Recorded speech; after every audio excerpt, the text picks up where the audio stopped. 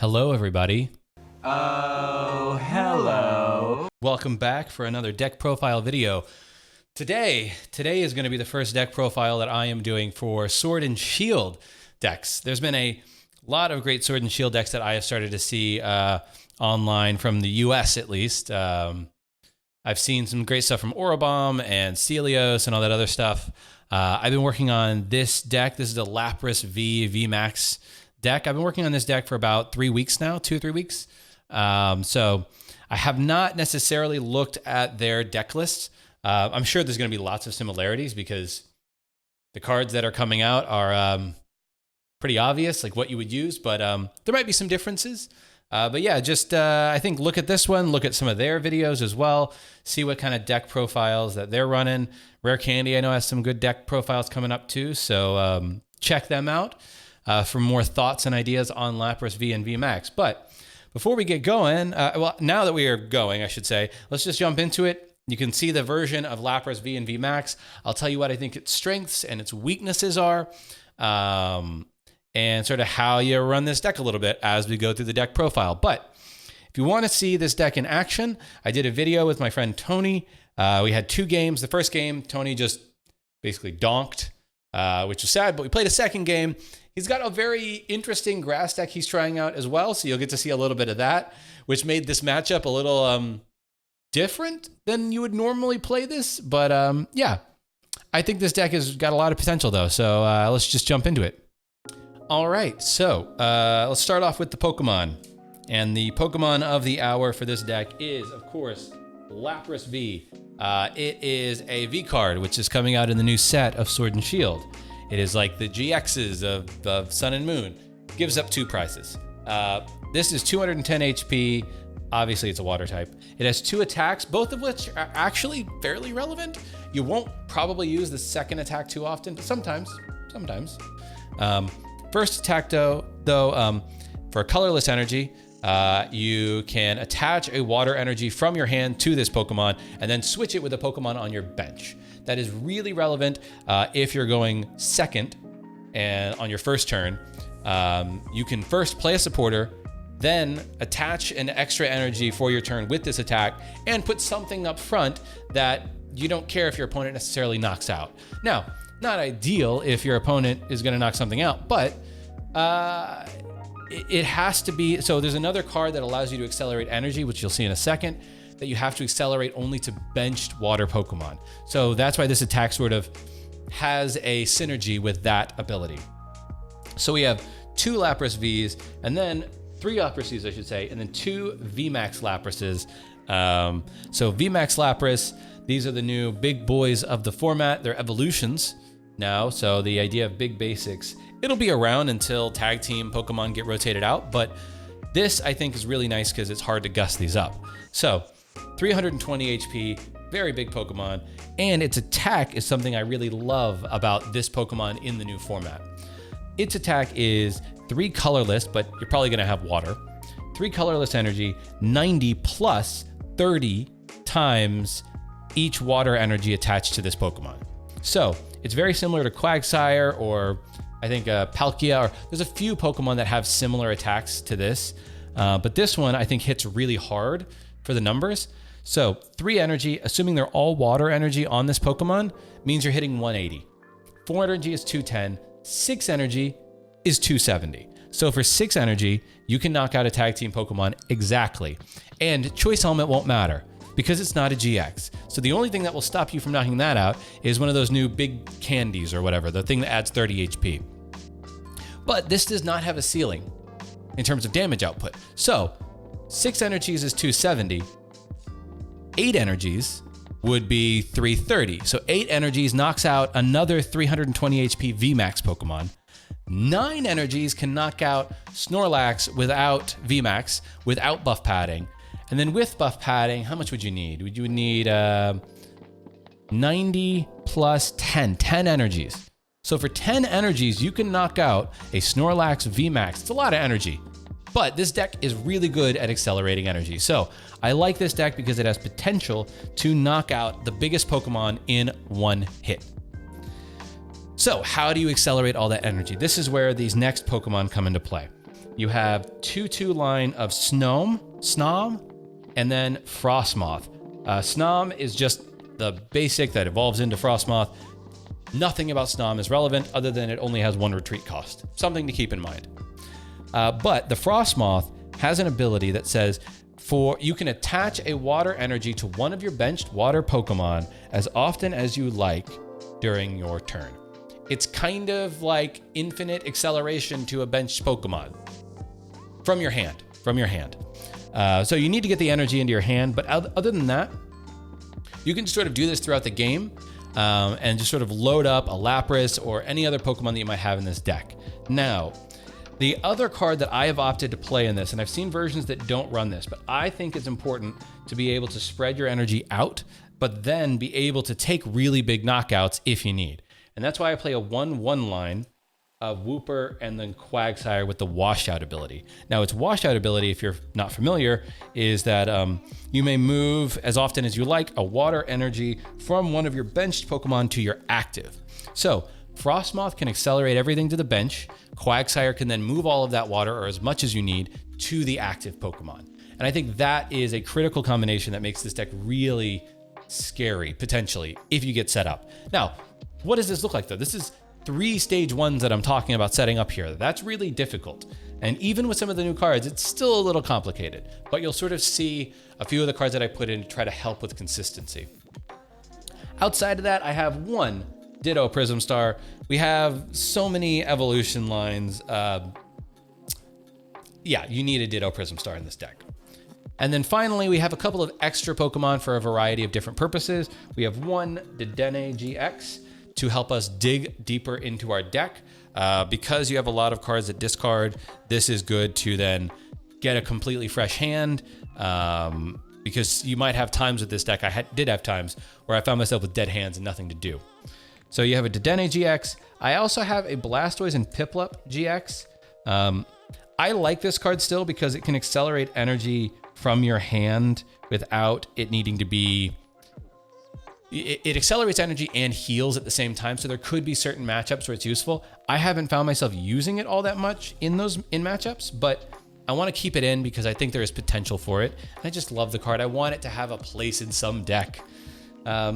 This next card you probably don't see in too many decks, but because we're not going to probably use any GX attacks, let's throw in a Magikarp and Wailord. And the reason that's in there is with all this energy acceleration, and then with a Quagsire line that can move the energy to the active, like a Magikarp and Wailord, Towering Splash is valid again. And that means that you can do 100 damage to your opponent's entire bench, each of their bench Pokemon. That means things like Baby Blounce and Pidgeotto, done. Bird Control, done. Stall would have a really tough time against something like a Magikarp and Wailord GX. So these are good cards, I think, to get you around decks that have low HP benches. Yeah, that's really a really good card for that kind of thing. It gets around some of those stalling deck archetypes. And then finally, we have a Fion, also to get around stalling archetypes, just to bring something else into the active if they have a doll in the active. So just seemed to make sense to put a Fion, just a one-of, in this deck. So that is your entire Pokemon line. A lot of different Pokemon, a lot of stuff going on here. But I think it works pretty well. You might have some rough, bricky hands, but other than that, it works pretty well. So these next things I'm going to talk about are the supporter line. Now, this first supporter I don't have a proxy for because they literally announced it maybe like 2 days before I no longer had access to a printer, basically. I didn't get printing them out. But this is the supporter, I believe it's called Professor's Research Sonia. Now, what it does is it is basically a better Pokemon fan club. It allows you to go get 2 basic Pokemon out of your deck, as well as 2 basic energy. Future me here editing this video. Yeah, I think I said that Professor's Research Sonia, the card that was sort of announced for VMax Rising, is supposed to let you grab 2 basics and 2 energy. I looked it up later, and it's 2 basic Pokemon or 2 basic energy. So I got that wrong in the deck profile and in the playthrough. I don't think it really changes the playthrough a huge amount. And And I think I'm going to keep it in the deck profile for now. So just know that going forward that those cards do something different. That's just the only thing to remember. So yeah, back to the video. So that's why I think actually Professor Sonia in this deck makes a lot of sense. I have not necessarily seen any other people talking about this card with this deck list in particular. It's not even out in Japan yet, so it's coming out with VMax Rising, but I think we can expect VMax Rising to probably be in our February set. So that's why I'm including it for now. Next, we have another new supporter, a very good one, Professor's Research, Magnolia. So the other Professor's Research in the set, this one allows you to discard your hand and draw 7 cards. Another really awesome card so that you can see a whole new fresh hand. This deck is very good about getting rid of its hand naturally. So having the supporter in hand, I've had many turns where it's the last card in my hand and it's just like, hey, free 7 cards. I love it. This deck, I think, does really well with this card. Next, we have a few tag team supporters. We have 2 Mallow and Lanas because this is a big beefy deck that gives up a lot of prizes. And Mallow and Lana is a really good card in this deck. And then finally, Misty and Lorelei. I opted for just 1 because I felt like with Professor Sonia, that lets me get energy out of my deck one way. Misty and Lorelei, I can go grab 3 energy out of my deck. So another card to let me just grab a bunch of energy out of my deck. Useful in that way. You could play either a Fisherman or a Lady as well. I like this though because it is a searchable way to go grab 3 energy rather than a Lady or a Fisherman, which you need Pokegears or draw into naturally. And then finally, one last card is Cynthia and Caitlin. 1, it draws you 3 cards. Drawing more cards is always good. 2, it can get you back whatever one of these supporters you might want for next turn. Probably Mallow and Lana is the one you want to go get, but it's all situational. So 1 Cynthia and Caitlin, really good in this deck. Now, that is the supporter line.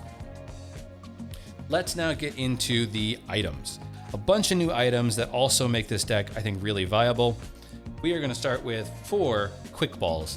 Quick Ball allows you to discard a card from your hand and then search your deck for a basic Pokemon. It's like a mix of Netball and Ultra Ball. Great card, especially for this deck. So combining this with Sonia, you shouldn't have a terribly hard time getting all of these stage 1s, these basics out to set up your stage 1s. Now, in terms of the stage 1s, you have another card which helps you find them, get them straight out of your deck, and that is your Incense. It might be called Evolution Incense. Hard for me to remember the exact name, it's all Japanese. Basically, this just says, go grab an evolution Pokemon out of your deck and put it in your hand. Super straightforward. It doesn't even need to be something that has to evolve this turn. So you could use this preemptively for a next turn. I wouldn't. It's a resource. If you get stamped, that would really suck if you used it and then the Pokemon goes back in. So only probably use this when you're ready to evolve, but good card to have in hand. And finally, in terms of items that help you find Pokemon, we have 3 tag calls. So those are the 3 evolution incense underneath. Underneath that, oh Lord. Just don't want to block things for everybody. So we got evolution incense, I'll put those there. And then 3 tag calls. They'll go get you your Mallow and Lanas, your Misty and Lorelei's, your Cynthia and Caitlins, and your Blastoise and Piplup and Magikarp and Wailord. A few different good targets for this. And also this is a card that you just draw into it, help you go get 3 energy or a Cynthia and Caitlin whenever you need. You probably could go down to a line of 2 in this and find space for something else if you were so inclined, but I didn't see a need thus far. So those are all like the Pokemon search cards. Now let's get into other trainers. You have 2 Viridian Forests. I didn't feel a need to play more stadiums than this, honestly. Another way to find energy in your deck, which is always good. Bumps a couple of other stadiums that could be annoying, like Power Plant for your Dedenne, or I don't even know what else, but Wondrous Labyrinth. People always talk about you need stadiums to bump Wondrous Lab, but like I rarely ever see Wondrous Labyrinth. Anyways, 2 Viridian Forests. You got yourself 4 Custom Catchers. Now, I'm playing Custom Catcher and not Great Catcher in this deck because with Vs and VMaxes, those are not able to be gusted up. So I think going back to a custom catcher line for now makes the most sense. We'll see how the format actually goes and see how many GXs are still out there. But if it were me playing in the new format, playing fewer GXs basically means you're telling your opponent, I'm gonna make it harder for you to get those prizes. So if somebody's gonna play an all GX deck, for me, it's just like, you're giving your opponent a potential advantage if they do play Great Catcher. So that is why I'm not playing Great Catcher. Then we got 2 switches, because some of these beefy ones, especially Magikarp and Wailord, or if you get something in the active that you don't want there, you can switch out of it. And then a couple of 1-ofs. We have 1 reset stamp, just because it's useful to have 1. And then 1 of these new, I think Good Rods is what they're called. Good Rod allows you to go get 2 Pokemon, I believe, and 2 energy out of your discard and shuffle them back into your deck.